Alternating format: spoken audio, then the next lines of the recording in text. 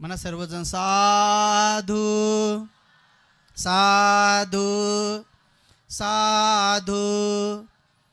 तसं पूज्य भंतेजी श्रीलंकेला अनेक वर्ष राहिले आणि त्या ठिकाणीच भंतेजी गेले आणि तिथंच त्यांनी धम्माची दीक्षा घेतली, भिक्षू झाले. आईवडिलाला पत्र लिहिलं की जर तुम्हाला असं वाटतं की मी पुन्हा भारतात यावं आणि माझा चेहरा दिसावा तर तुम्ही मला भिक्षू बनण्याची अनुमती द्या, मी भारतात येणार नाही. जे लग्नाने सोयरीक ठरवलेली आहे त्याचा प्रश्न इथंच मिटलेला एक मी चिवर घेतलेला आहे. आणि आईवडिलांची इच्छा नव्हती, दोघंही तयार नव्हते, परंतु आईला माहीत होतं की आपला पुत्र हा खरंच विनयामध्ये पारंगत आहे, जो म्हणतो तो करून दाखवतो. म्हणून पिताला विनंती केली की पत्र पाठवा, कमीत कमी माझा पुत्र भारतात येईल, त्यांचा चेहरा मी पाहिल. म्हणून त्यांनी पत्र पाठवलं आणि पत्र पाठवल्यानंतर भंतेजी भारतात आले तोपर्यंत त्यांचे वडील मरण पावले होते. म्हणून उपासक उपासिकांनो, ज्यांनी संपूर्ण जीवन बुद्ध शासनासाठी दिलेलं आहे, ज्यांचे आईवडील, ज्यांच्या आजोबांनी बाबासाहेबाला वाचवलेलं आहे, बाबासाहेबावर जेव्हा जमाव धावत आला होता तेव्हा त्यांचे आजोबा पोलीसमध्ये होते, इंग्रजाच्या काळात पोलीसमध्ये होते आणि महाराष्ट्रातच होते. जेव्हा बाबासाहेबाच्या दिशेने जमाव धावत आला तेव्हा ते अधिकाऱ्याला म्हटले, या अधिकाऱ्या, हे सगळे लोक माझ्या बाबाकडे धावत येतात, मला हवेत गोळीबार करण्याचा किंवा इकडे गोळीबार करण्याचा अधिकार दे. दोनदा तीनदा सांगून सुद्धा अधिकारी ऐकत नाही. तर ते म्हणाले की मी माझ्या मनानंच अधिकाऱ्याचा आदेश न घेता हवेत गोळीबार केला, बंदूक टाकून मी हैदराबादला पळून आलो. तेव्हा मात्र जमावानं मला पकडलं. मी पहिलवान होतो, त्या बाबाला मी स्वतः पाहिला, आजोबाला, त्यांचा एक एक दंड आपल्या मांडी एवढा होता. आणि ही गोष्ट मी त्या बाबाच्या तोंडूनच ऐकलेली आहे, ही काही कहाणी नाही आहे. मग ते म्हणाले, भंतेजी, जेव्हा मला पकडण्यासाठी सगळे लोक धावत आले तेव्हा मी झटका देऊन पळून चाललो, मला माहीत होतं आता हे जला टाकून ठेवतील, पण बाबासाहेब वरून पाहत होते म्हणे. बाबासाहेब म्हटले त्याला धरा म्हणे, त्याला पकडा म्हणे. मला सगळ्यांनी पकडलं आणि बाबासाहेब आले मला शाबासकी द्यायला, पण मी झटका मारून पळालो. पण मात्र बाबासाहेबाचा थोडाच हात माझ्या इथं लागला, तेवढ्याच आशीर्वादानं माझ्या सगळ्या घराचं कल्याण झालं म्हणे. माझ्या सगळ्या पोरी शिकल्या आणि सगळ्यांचा उद्धार झाला आणि त्यांच्या घरामध्ये एक रत्न जन्माला आलं. असं पूज्य विनरकिता भंतेजीला विनंती आहे की त्यांनी उपदेश करावा.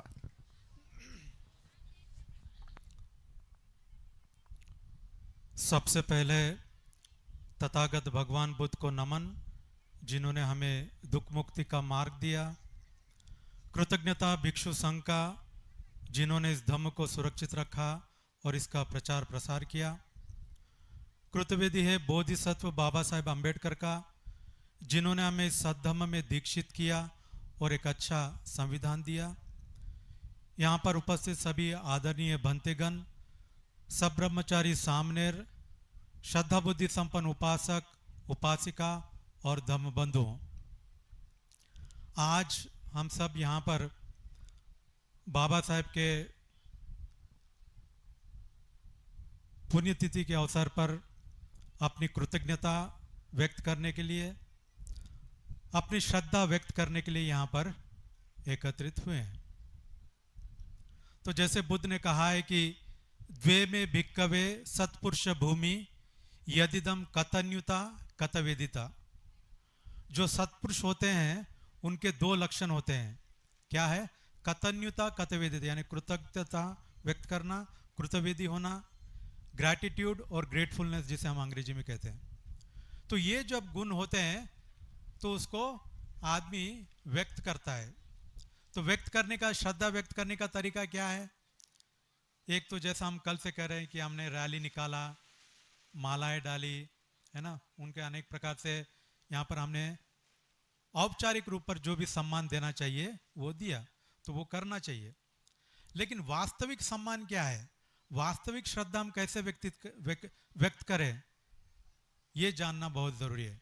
क्योंकि वास्तविक श्रद्धा, वास्तविक कृतज्ञता बहुत कम लोग व्यक्त करना चाहते हैं. तो वास्तविक श्रद्धा कैसे व्यक्त करेंगे? तो बाबा साहब ने हमको त्रिशन पंचशील और 22 प्रतिज्ञा दी.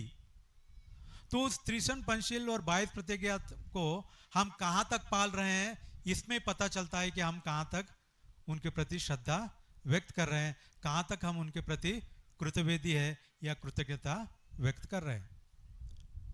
जैसे बाबा साहब ने कहा कि हर व्यक्ति दूसरे व्यक्ति को दीक्षित करना चाहिए. तो दीक्षित करना चाहिए यानी क्या है? उनको त्रिशन पंचशील दिलवाना चाहिए. और त्रिशन पंचशील दिलवाना यानी क्या है? उनको शीलवान बनाना चाहिए. खुद तो शीलवान बनना ही है त्रिशन पंचशील लेकर, और दूसरों को भी त्रिशन पंचशील लेने के लिए प्रेरित करना चाहिए. यानी उसका मतलब क्या है? उनको भी शीलवान बनाना चाहिए। तो आज समाज में हम कहां तक अपने आप को शीलवान बनाने का प्रयत्न कर रहे हैं और कहां तक दूसरों को भी शीलवान बनाने का प्रयत्न कर रहे हैं, ये अपने आप को प्रश्न करना चाहिए। लेकिन आज हम जब देखते हैं तो हमारा समाज जो है नशेड़ा समाज बनता जा रहा है। शराब में डूबे हुए हैं, गुटखा में डूबे हुए हैं, तंबाकू में डूबे हुए हैं। क्या यह बौद्ध समाज हो सकता है? बाबा साहब ने तो कहा था कि मैं सारा भारत बौद्धमय कर दूंगा। आज कितने साल हो गए? 70 साल होने को आ रहे हैं। भारत तो बौद्धमय दूर, महाराष्ट्र बौद्धमय नहीं हुआ, और महाराष्ट्र बौद्धमय तो दूर, अगर हम कभी कभी देखते हैं तो परिवार भी पूरा बौद्धमय नहीं है। पति एक तरफ जा रहा है, पत्नी एक तरफ जा रही है, बच्चे कहीं और जा रहे हैं, कोई विट्टू बाबा के पीछे भाग रहा है, कोई और साईं बाबा के पीछे भाग रहा है। तो कैसा बौद्ध समाज है? कहां पर कृतज्ञता है? बाबा साहब का नमक खाते हैं और बाबा साहब का नमक खाकर जिंदगी में आए हैं और फिर भी शराब पी रहे हैं, तो वो लोग शराब नहीं पी रहे, बाबा साहब का खून पी रहे हैं। यह एहसास उनको दिलाने की आवश्यकता है। लेकिन यह हम एहसास है हमें नहीं। क्या करे, अब मेरा पति है वो तो पीता है, मैं क्या कर सकती हूं, मेरा भाई है क्या करे, सहना ही पड़ता है। ऐसे अनेक बहाने कहकर हम किसी को सुधारना नहीं चाहते। जैसे आज ही हम अंदर बैठे थे तो एक उपासिका आई कि बंते जी हमारा एक लड़का बिगड़ा हुआ है, उसको जरा मैत्री करे, कुछ करो। तो अभी ज्ञान ज्योति बंते ने पूछा, अच्छा क्या है, क्या करता है? बोला नहीं बहुत शराब पीता, नशा करता। हाँ पीता है, उसकी हमने शादी भी कर दी, वो फिर भी सुधर रहा नहीं है, नौकरी लगाए, नौकरी नहीं जाता। तो इतने सालों तक तुम कर क्या रहे थे? अपने बच्चों के ऊपर क्या काम कर रहे थे? बचपन से उनको शील नहीं सिखाया, विहार नहीं ले गए, भंतों से संपर्क में नहीं लाया, उसको चीवर नहीं पहनाया। कितने लोग अपने बच्चों को लेकर हर संडे विहार जाते हैं? कुछ बोलो तो नहीं भंते जी अभी तो वो छोटे हैं, उद्यम करते हैं इसलिए नहीं ले जाते। बड़े होने के बाद लाएंगे, और जब बड़े हो जाते हैं तभी भी नहीं आते। तब पूछते कि क्या हुआ, बड़े हो गए ना बच्चे, क्यों नहीं लाते? बोलते क्या करे भंते जी, अब तो वो बड़े हो गए, हमारी कहां सुनते हैं। यानी जब बच्चे सुनते थे तब लाए नहीं, अब बड़े हो गए वो सुनते नहीं। तो बचपन से अगर तुम उनको ट्रेन नहीं करोगे, उनको सिखाओगे नहीं, तो बड़े होने के बाद क्या होने वाला है? तो आजकल हम बच्चों पर ध्यान नहीं दे रहे। आमतौर पर हम शिकायत करते कि आजकल के बच्चों में तमीज नहीं है, तहजीब नहीं है, बोलने का तरीका नहीं है, नशेड़े हो रहे हैं, सब बातें बोलते हैं। लेकिन इसमें मां बाप का क्या योगदान है? जिम्मेदारी तो मां बाप की भी तो है कि नहीं? लेकिन आजकल के मां बाप क्या समझते हैं, नहीं हमने उसको बहुत अच्छे स्कूल में डाल दिया, तो बहुत अच्छे स्कूल में डाल दिया तो आपकी जिम्मेदारी खत्म।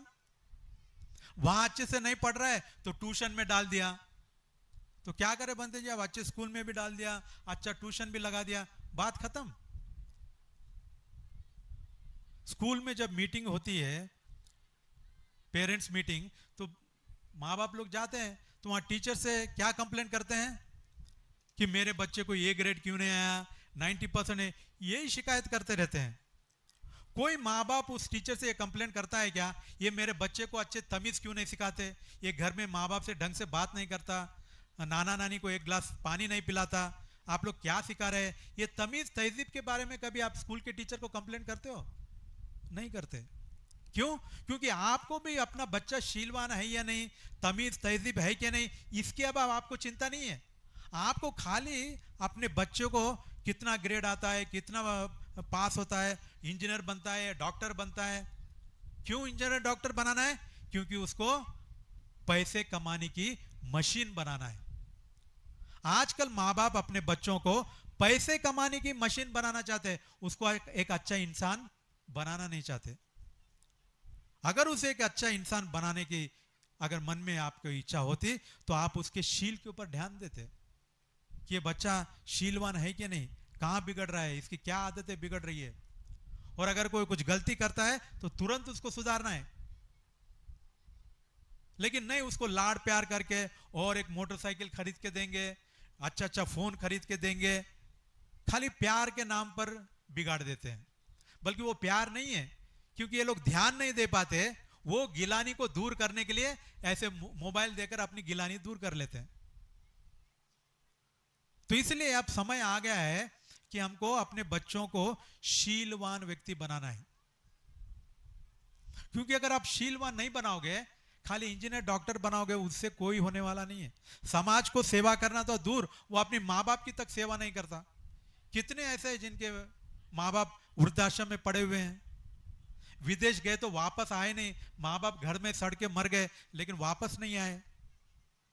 तो क्या फायदा ऐसे शिक्षा देने का जहां पर माँ बाप के प्रति जिम्मेदारी नहीं है, शील नाम की कोई चीज नहीं है। तो बच्चों को शीलवान बनाना जरूरी है। बाबा साहब ने कहा है कि an educated man without character is much dangerous than a wild beast. यानी बाबा साहब कह रहे हैं कि आदमी शिक्षित हो और अगर शीलवान न हो तो वो एक खूनखार जानवर से भी ज्यादा खतरनाक है। तो आज हम जो समाज में खूनखार जो जानवर देख रहे हैं वो कौन है? शिक्षित लोग हैं। ये कोई अनपढ़ गवार है क्या? बड़े बड़े जो दुष्कर्म कर रहे हैं ये बड़े बड़े शिक्षित लोग ही हैं। आज सिस्टम पूरा खराब हुआ है, उसमें कौन बैठे हुए हैं? शिक्षित लोग बैठे हुए हैं। कोई अनपढ़ गवार बैठा हुआ है क्या वहां पर? तो पूरा देश का सिस्टम खराब हो गया है। क्यों? क्योंकि दुष्शील शिक्षित लोग वहां पर बैठे हुए हैं। कुछ चंद मुट्ठी भर लोग हैं, वो लोग कोशिश करते हैं तो उनको साइड ट्रैक कर देते हैं, उनको ऐसे पोस्ट में डालते हैं कि किसी काम के न रहे। तो जब तक हम शील को महत्व नहीं देंगे बचपन से, तब तक हमारा भला होने वाला नहीं है। शील की बुनियाद पर ही हम सारी सुगति और प्रगति प्राप्त कर सकते हैं। तो इसलिए आज हमको समाज में शील के ऊपर जोर देने की जरूरत है। भगवान बुद्ध ने तो कहा है कि सीलेन सुगतिमियंति, सीलेन भोग संपदा, सीलेन निब्बुतिमियंति, तस्मा शीलम विशोधे। शील से तुमको सुगति प्राप्त होगा, शील से तुमको भोग संपदा भी प्राप्त होगा, और शील से निब्बान जैसा परम सुख भी प्राप्त होगा। तो आज हम कितना शील के ऊपर ध्यान दे रहे हैं? बाबा साहब ने भी जब धर्म परिवर्तन करना चाहते थे तो उनके पास कई धर्म के लोग आए। सबसे पहले तो हैदराबाद का निजाम आया और वो लाखों करोड़ों देने को तैयार था कि भाई हमारा धर्म स्वीकार करो, हम आपको इतना पैसा जो चाहे देते हैं। लेकिन बाबा साहब ने उसको ठुकरा दिया। क्यों? क्या बाबा साहब को इतनी अकल नहीं थी क्या? मेरा समाज इतना गरीब लाचार है और कोई इतना पैसे देने को बोल रहा है तो ये पैसे लेता हूं और मेरे समाज में बांट देता हूं, सारी समस्याएं खत्म हो जाएगी। क्या इतनी बात बाबा साहब को समझ में नहीं आती क्या? लेकिन बाबा साहब ने उसको नकार दिया। उसी तरह से फिर जैनियों ने ऑफर किया, क्रिश्चियन ने ऑफर किया, हर किसी ने ऑफर किया पैसे और लत्ता सब कुछ, लेकिन बाबा साहब ने उसे ठुकरा दिया। और जब धम्म दिया तो कौन सा धम्म दिया? जो एक नया पैसा देने को तैयार नहीं था।